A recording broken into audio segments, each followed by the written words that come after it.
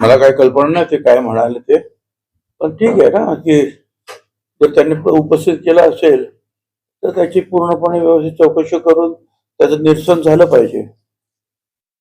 जर कोणी असं कोणावर जर बोट दाखवलं त्या दानपेटीच्या बाबतीमध्ये तर कोणीतरी ते त्याची शहानिशा करावी लागेल.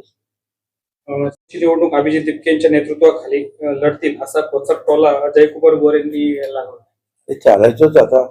पक्ष, त्याच्या विरुद्ध पक्ष, सरकारी पक्ष, विरोधी वेगवेगळे पक्ष, तर हे एकमेकाचे जे आहेत वर ट्रोल करणारच, काहीतरी बोलणारच, टीका टिप्पणी चालणार. आता कुठे निवडणुका लवकर आलेल्या आहेत. सर, हिंदी में ज्यांनी मला ट्रोलिंग केलं होतं मी त्यांना माफ केलंय, मात्र या आंदोलनामध्ये ज्या मुलांनी आत्महत्या केली, ज्यांची डोकी फुटली, त्यांचं काय करणार असा सवाल राज ठाकरेंनी उपस्थित केला. त्याने प्रश्न निर्माण केलेले आहेत, सरकार त्याचा विचार करेल. परत संसद चालू आहे, संसदमध्ये सुद्धा प्रश्न विचारले जातीलच ना या सगळ्याच्या बाबतीमध्ये. सरकार त्याच्यावर काही निर्णय घ्यायचा तर घेईल. पंतप्रधानांना मानसोपचार करण्याची गरज आहे. ज्या पद्धती ज्या हुकुमशाहीने देश चालवत आहे ते आता काय असं त्याने एवढंच सांगायचं आहे की इंदिरा गांधी होत्या त्यावेळेला बाळासाहेब ठाकरे आणि इंदिरा गांधी किंवा आय काँग्रेस यांचं खूप मोठं भांडण होतं.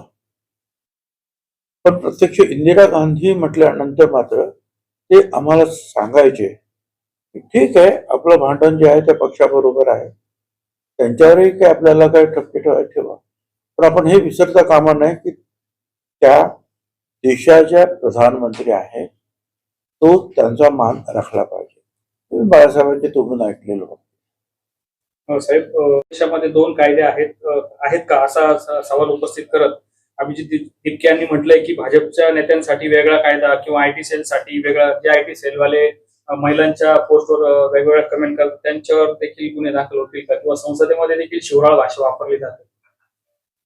आता असं आहे ना की प्रत्येक जर कोण काय काय म्हणतो त्याच्यावर तुम्ही मला प्रश्न विचारणार का? अनेक लोक जेवढे नेते आहेत ते काहीतरी बोलणार, म्हणजे त्याच्यामध्ये तथ्य असणार, तथ्य नसणार, पण त्याचं उत्तर मी देणार का? पण ठीक आहे, दिपके म्हणतात त्याप्रमाणे जे आहे सगळ्यांना सारखा कायदा बाबासाहेब आंबेडकरांनी लागू केलेला आहे.